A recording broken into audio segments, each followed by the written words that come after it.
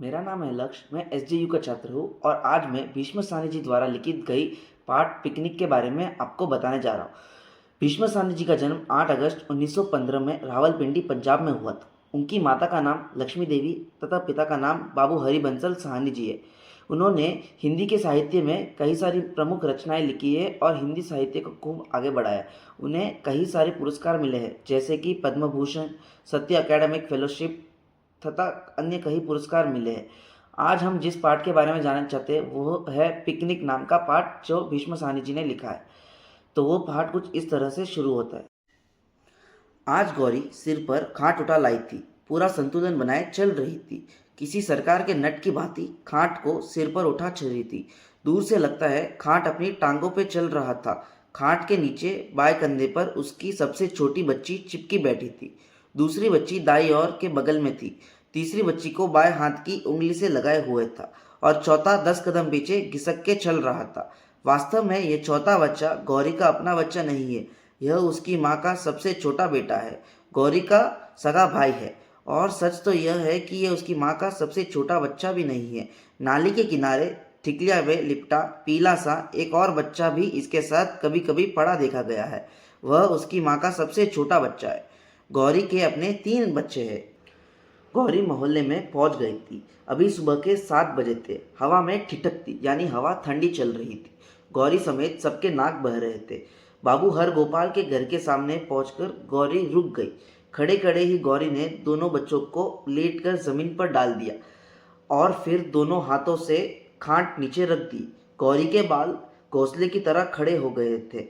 गौरी अपने सबसे छोटे बच्चे को कंधे पर से उतारकर बाबू हर गोपाल के घर के सामने वाली चौड़ी सूखी नाली में डालने जा रही थी, जब वह ठिठक गई। कुछ दिनों से वह इसे यही डाल रही थी और अपना कार्य कर रही थी, क्योंकि एक बार बच्चे को नाली में डाल दो तो वह नाली से निकलता नहीं है और इंसान का बच्चा होने के कारण छिपकली की तरह रेंगता बाहर नहीं आ सकता है और गौरी निशक्कित होकर अपने घर के सारे कार्य कर सकती है। पर आज उसके देखा कि बाबू हर गोपाल के नाली और घर की दीवार के बीच अपनी दुकान के अनेक बक्से रखे थे, एक के ऊपर एक फिर से लगा लगा दिया था। कल भी ऐसा ही हुआ था और वह बच्चों को यह से उठाकर कौन वहाँ डॉक्टर साहब के घर के सामने डाल गई थी, पर वहाँ पर नाली नहीं थी। इसी कारण बच्चे बार बार खिसक कर सड़क के बीच तक चले गए थे और गौरी को बार बार काम छोड़कर उनके पीछे भागना पड़ता था। यही परेशानी थी, इसीलिए आज गौरी खाट उठा लाई थी। खाट पर पड़ा रहेगा तो घिसता हुआ सड़क तक नहीं पहुंचेगा, पर सबसे अच्छा यही है कि नाली में पड़ा रहे। नाली के किनारे रहे बसों को वावुदुत समय 2-3 बार बच्चे को नाली में डाला, फिर उठाया, फिर डाला, फिर उठाया, वैसे ही जैसे नहलाते समय बच्चे को हाउस में डालते निकालते हैं। पर फिर बक्सों के उड़े किले नाली के किनारे तट बढ़ रहे हुए थे। होनहार नाली में से भी निकाली पाए तो भी इन कीलों से उसे खरोच लग सकती थी, उसका बदन छिल सकता था। गौरी समझ गई कि वह हर गोपाल नहीं चाहता कि गौरी अपने बच्चों को यहाँ छोड़ जाए। हरि गोपाल नहीं चाहता था कि गौरी अपने बच्चों को उसके नाली के पास छोड़ जाए, इसीलिए उसने वहाँ अपने खाली बक्से रख दिए और कीले वाले बक्से रखे, ताकि वो अगर डालने की कोशिश करे तो भी उसके बच्चे को लग जाए। इसीलिए उसने वो बक्से रखे कीले वाले। कल तक तो डॉक्टर साहब अपनी कार घर के अंदर पार्क करते थे और आज उन्होंने घर के बाहर पार्क की थी, ताकि गौरी उनके बच्चे को डॉक्टर साहब के घर के बाहर भी न रख सके। वह भी नहीं चाहते थे कि गौरी अपने बच्चों के साथ उनके घर के बाहर डेरा जमा ले। जब गौरी आगे जाती है तब डॉक्टर साहब के घर के बाहर भी कार रखी हुई थी। जो कार वो हमेशा अंदर रखते थे वो बाहर रखी थी, क्योंकि कल डॉक्टर साहब के घर के बाहर उसने अपने बच्चों को रखा था। इसीलिए डॉक्टर साहब भी नहीं चाहता है कि गौरी अपने बच्चों को उसके घर के पास जमाए, इसीलिए उसने भी अपनी कार को घर के बाहर रख दी थी। गौरी बच्चे को उठाए खाट घसीटते हुए सड़क के पार वकील साहिब के घर के सामने ले गए, जहाँ नीम का ऊंचा पेड़ है।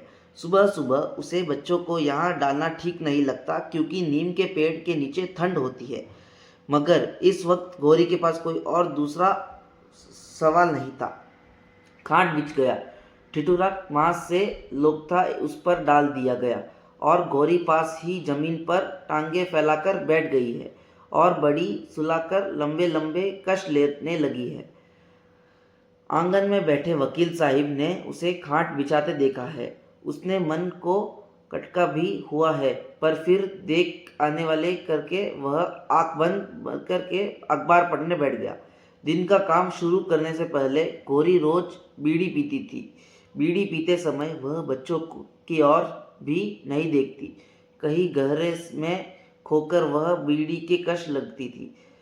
धुआं सीधा कलेजे को चाट कर लौटता है।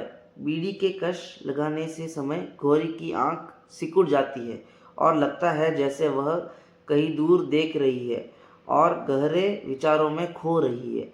पर वास्तव में गौरी कुछ भी नहीं सोच रही थी।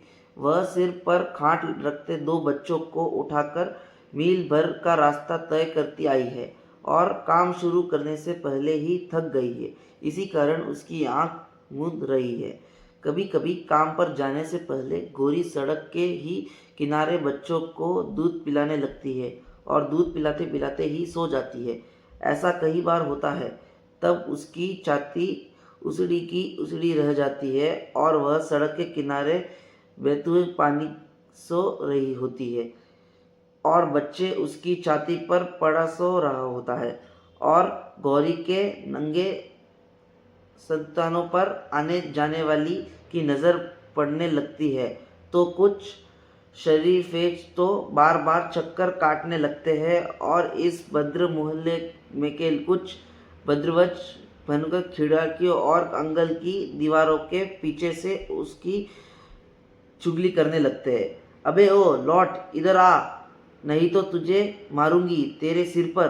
गौरी ने डेला फेंका है। वह अपने उसले नौशीले पर चिल्लाती है जो अभी से सीधा सड़क पर पहुंच है और वह दोनों हाथ फैलाए सड़क के बिचारों के गले गले में घूमने लगता है। हरामजादे लौटा, अभी मोटर आएगी, नीचे कुचल जाएगी। हरामजादे नहीं लौटा, अभी भी मुस्कुराते जा रहा है। गोल गोल चक्कर का खेल खेल जा रहा है और अब तीसरा फेरा भी हो चुका है उसका। साथ सा मिला है और दोनों सड़क के बीचों बीच गले गले चक्कर निकाल रहे हैं। पर चौथा पिला गौरी का भाई इस बीच आंखों से ओलब हो गया। कल रात बारिश हुई थी जिस कारण जगह जगह पानी में परोक बन गई है। इसे वहीं से खाली सिगरेट की डिब्बियां मिल गई है। पॉकर के किनारे सिगरेट की चांदी गले पानी में भिगो भिगो अपने साथ पर लगा रहा है। इसे देखकर सामने के प्लॉट के चच्चे पर खड़ी गिड़वानी की पत्नी अपने बेटे को बुला रही है। देख गरीब के बच्चे कितने मजबूर होते हैं, इतनी ठंड में भी पानी से खेल रहे हैं, इन्हीं जुकाम नहीं हुआ। पर तू कैसा है? तीसरे दिन जुकाम हो जाता है। उधर जौहरी का भाई देख, अब पोकर के किनारे लेट गया है और पोकर के पानी में मुंह डाल दिया है। गिड़वाड़ी की पानी और अधिक प्रभावित हो चुकी है। देखा, गंदो पोखर का पानी भी पी रहा है, इसे कुछ नहीं होता। इधर मैं हूँ एक चीज़ को धोकर तुझे खिलाती हूँ, फिर भी तुझे हर तीसरे दिन बीमार पड़ जाता है। जाइए, गौरी ने इस मूल्य के शिशुपालक की मिसम कसम खाई दे दी है। इधर आकर बैठा अपनी बहन के पास, अगर यहाँ से उठा तो टांगे तोड़ दूंगी। गौरी फिर से चिल्लाई है। दोनों बच्चे खाट के पास लौट आए हैं और पालथी मार रहे थे। पास बैठे गए हैं। खाट पर कंचे मांस की पोली पोली टांगे मोली सी कश्ती में भी बांध रही है और गौरी फटी सी साड़ी की पल्लू कमर में कसी हुई है। सड़क पार के सामने ऊपर वाले प्लॉट के भाकू भाई करने चलिए। आज खाट उठा लाई है गौरी। सीढ़ियों के पास प्रोफेसर की गोल मटोल पत्नी खड़ी है। क्या वहू बीबी? कलू में कल बार बार सड़क के बीच तक चली गई। खाट पर से अब उंदेगी है। अब और बच्चे नहीं लेना गौरी, यही बहुत है। इस पर गौरी हंस दी। मैं कहाँ चाहती हूँ बाबूजी, पर मेरा घरवाला माने तो यह लोग सुनते थोड़ी न है। अब तुम्हें कुछ पैसे वैसे भी देता है या पालने की तरह तुम्हारे भी एकता रहता है? एक कौड़ी नहीं देता बीवी, सारे खर्च में चलाती हूँ। इसे तो खुद खाने की लत है, सारा वक्त पीता है, पड़ा रहता है। आज पकौड़ियाँ खिला, आज दाल खिला। पड़ोस में ऊपर वाली बीवी से 5 रुपए परेश की मांग कर ले आया, वह भी छीन कर ले आया। ऐसा हरामी है। बीब जी, आपने लिए चनले है, मेरे सामने मुंह चलाता रहता है पर कोई काम नहीं करता। प्रोफेसर की बीवी ने गौरी को सिर से पांव तक देखा तो घृणा होने लगी। तूने अपनी क्या हालत बना रखी है गौरी, कैसी महली पहनी है तूने साड़ी, कुछ तो साफ सुथरी कर लेती। बीवी, किसके पास साफ सुथरे करके जाऊँ, मैली है, फिर भी मुझे इतना परेशानी करता है। बस समझ रही हूँ कि जीने ही नहीं है मेरे को, और जीने ही नहीं दे रहा है वो। और गौरी सीढ़ियाँ चढ़ रही है, बल्कि वह पत्नी ने फाटक खोल दी है, घर के सामने खाट पड़ी देखी। ले जी, इसके तो यहीं पर डेरा डाल दिया है। वकील साहिब ने अखबार पर से सिर उठाया। कौन, किसने डेरा डाल दिया है? वकील ने देखा, अनदेखा करते हुए। गौरी ने, और किसने? अपना सारा लश्कर यहाँ उठा लाई है, पड़ा रहता है, तुम्हारा क्या लेना है? कैसे पड़ा रहती है? दिन भर इसके बच्चे यहाँ गंद, शोर और शराबा करते रहते हैं। दोपहर का सोने का थोड़ा मन होता है, इधर उधर बच्चे मचकते रहते हैं और शोर करते रहते हैं। एक बार डोल दे तो टकले पे ही, नहीं तो इतने यहाँ नहीं बैठने दूंगी। अच्छा, तुम उसे कुछ मत कहो, मैं खुद उसे समझा दूंगी। तुम क्या समझाओगे? तुम उसे डांट कर बोलोगे तो यह बोलती है कि नहीं। मोहल्ले की और भी कई घर है जिसके सामने इन लोगों ने इस तरह डेरा डाल रखा है। सीधी व्यापारी के घर के सामने बैठने थी, अब उसने भी उधर से उठा दिया है। ठेकेदार के घर के सामने मद्रासी नौकरी का ठेला बैठाया था, उसने पुलिस को बुलाकर उन्हें उठवा दिया है। वर्षों की जान पहचान है, इसे तुम कैसे उठा सकती हो? क्यों नहीं उठा सकती?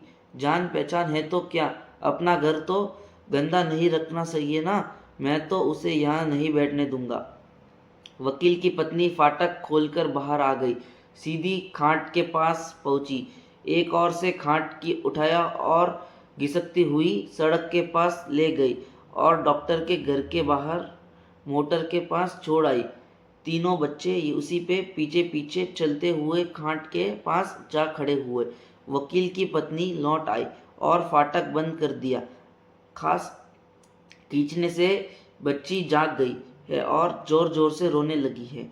इस पर गौरी की 3 साल की मामूली बेटी अपनी बहन को फिर से सुलाने के लिए खाट पर चढ़ गई है और अपनी माँ का नकल करते हुए बच्ची को अपनी गोद में बैठाने के लिए उसकी टांग खींचने लगी।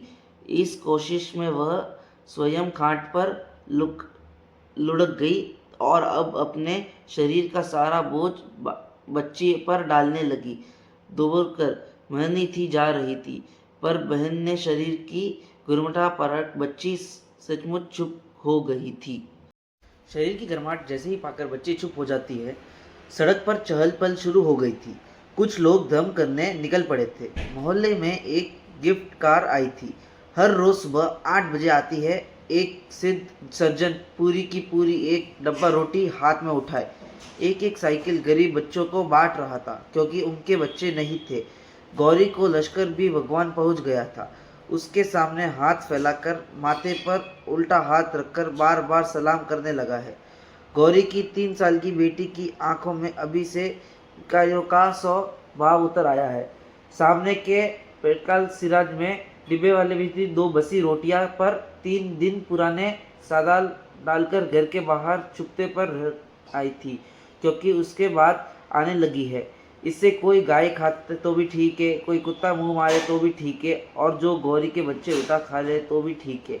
और गौरी के बच्चे सचमुच लपक लेते थे उसे, जिन्हें देखकर फिर से मिसेज डिसकर कहती थी कि बेटा, उनको देख के कुछ सीख। देखा, कैसे भूख से खाना खाते हैं। तुझे तो भूख ही नहीं लगती, बात बात पर नखरे करता है। यह नहीं खाऊंगा, वह नहीं खाऊंगा। देख तो लगता है जैसे पिकनिक कर रहे हैं।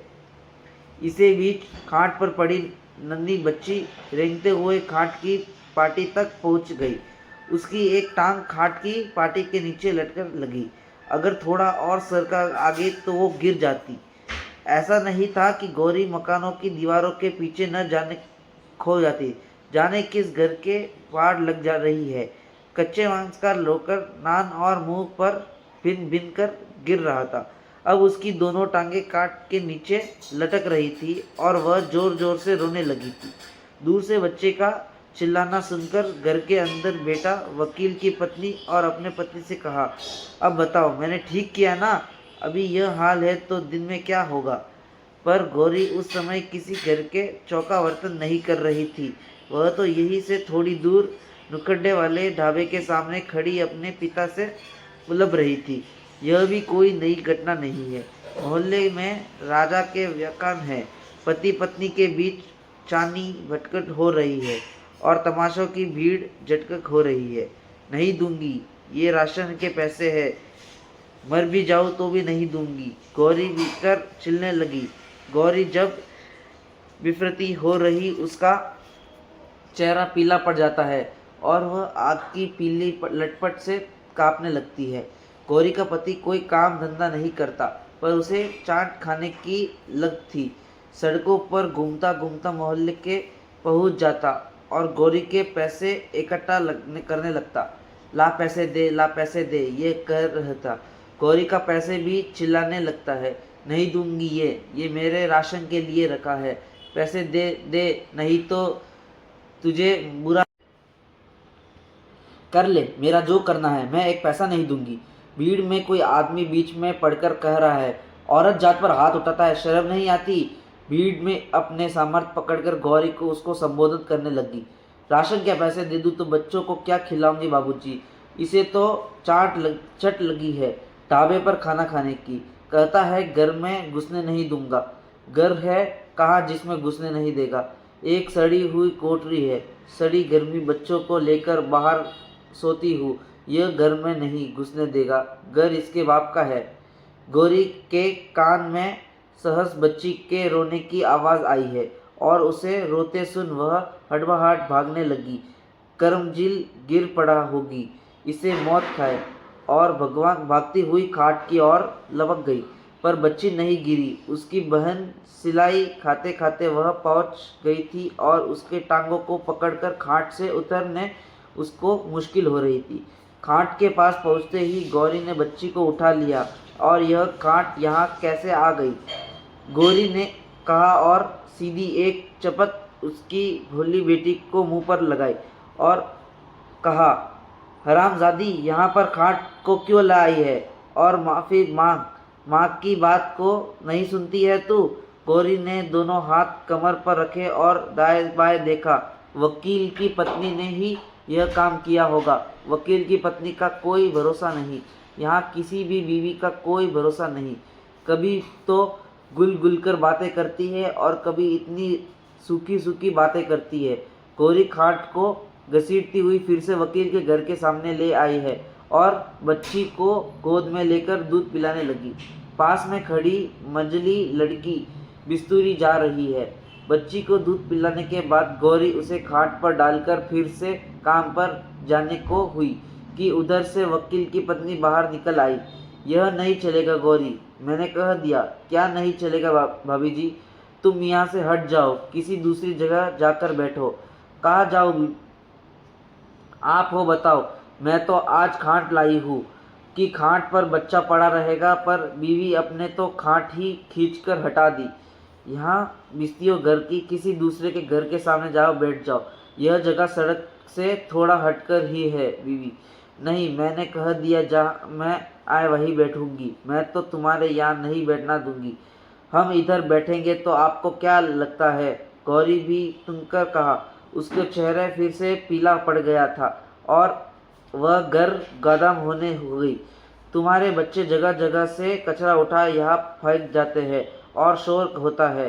अभी अभी तेरा बच्चा चिल्ला रहा था अगर गंद डालेगा तो साफ करके जाने बहूजी। नहीं, मेरे साथ बहस नहीं करो, किसी दूसरे घर के सामने जाकर बैठो। हमारा तुम्हारे ठेका नहीं ले रखा है, बस मैंने कह दिया तो कह दिया। क्यों उठ जाए, आपका क्या लेता है? हमारे घर गंदा होता है, यह आपका घर नहीं है, यह सड़क है। तुम लोग से हरदास जी ये मतलब तो नहीं कि तुम लोग हमारा घर गंदा कर रहे हो और हम लोग कुछ कहे भी नहीं। हम आपके घर के नहीं बैठे हैं, सड़क पर बैठे हैं। सड़क आपकी नहीं है।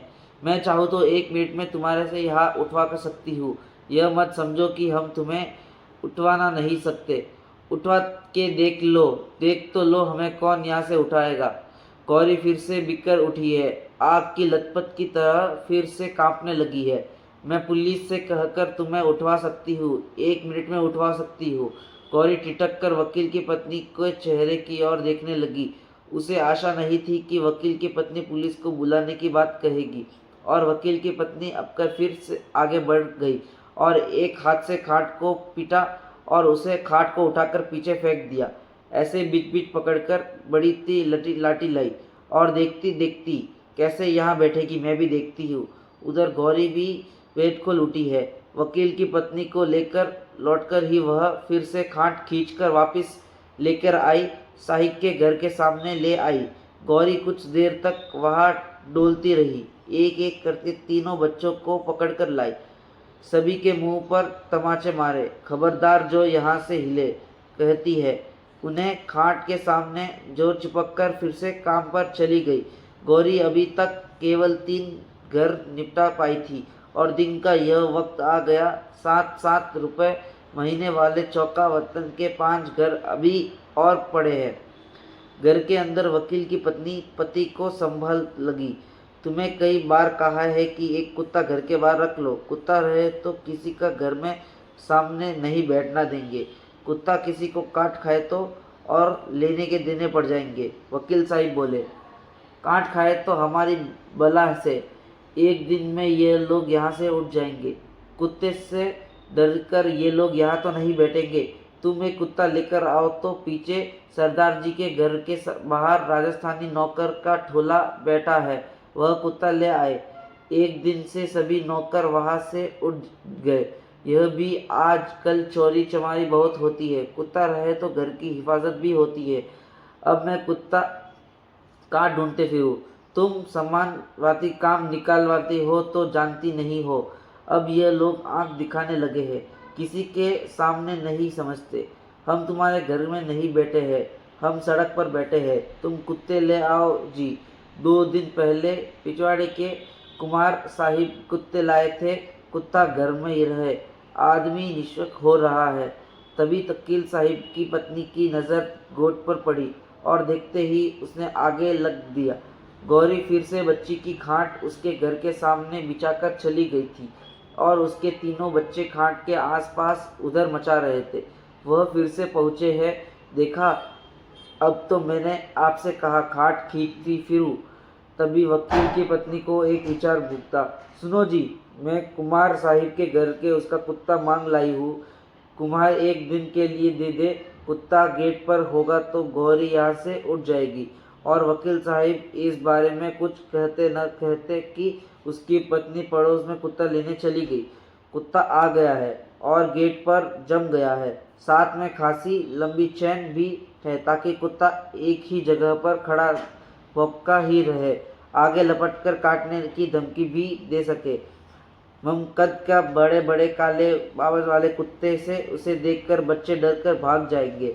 दबी नाक और लाल लाल आंखों के कारण भयंकर नजर आते हैं, लेकिन कुत्ता अपनी नस्ल के इतिहास नहीं पहचान जाता। अपन देखा, वकील की पत्नी ने गेट पर अंदर के बंद किया है और घर के अंदर लोग लाई है। वकील की पत्नी रसोई घर में चली गई, लेकिन उसे कान बाहर की ओर ही रखे। अवध तो पूर्ण विश्वास हो गया कि कुत्ते को देखकर ही गौरी खाट उठाकर ले जाएगी और बच्चे अपने आप वहां से भाग खड़े होंगे। थोड़ी देर बाद उसे गेट की ओर से शोर सुनाई देने लगा। बच्चों की चिल्पला ऊंची हो रही थी। कहीं कुत्ते ने किसी बच्चे को काट ही न खाया हो। काट खाया है तो क्या? कल से यहाँ नहीं बैठेगी। वकील की पत्नी बड़बड़ाई। उसने खिड़की से झांककर देखा, खाट ज्यों की त्यों वहीं रखी है। फिर वह भागकर बाहर निकली आई। गेट के पास पहुंची तो जैसे उसे काट मारा गया हो। कुत्ता घौंसे देकर रहा था। गौसी के बच्चों को काटने के बजाय उनके साथ खेलने लगा था। गौरी की मऊल बेटी ने कुत्ते को दोनों कान पकड़ रखे थे और कुत्ता उसका हाथ चाटने जा रहा था। गौरी के तीनों बच्चे ही नहीं बल्कि आसपास के अनेक बच्चे भी जमा हो गए थे और कुत्ते के साथ खेलने में मस्त हो रहे थे। बच्चे लेकिन भरे जा रहे थे। कोई उसकी आंखों की उंगली खोल नहीं रहा था, कोई उसकी पीठ पर बैठने की कोशिश कर रहा था तो उसके साथ कोई खेलना चाह रहा था। वकील की पत्नी जोर काट कर रही। शाम में साए घिसने लगे। जब गौरी ने खाट उठाई, बच्चों को कंधे से चिपककर और मील भर का वापसी सफाई तक करने के लिए मुल्हब के बाहर जाने लगी। गेट पर बंधा कुत्ता देखकर समझ गई कि यह भी अब उसके लिए ठहर नहीं है। तो इस पार्ट में हम सीखते हैं कि जो गौरी होती है वो गरीब होती है और हर कोई उसको अपने घर के सामने बैठाना नहीं चाहता है। हर कोई कोई ना कोई प्रयोजना यूज़ करना चाहता है और उसको अपने घर के बाहर से भगाना चाहता है और गरीब को हमेशा दबाना चाहता है। धन्यवाद।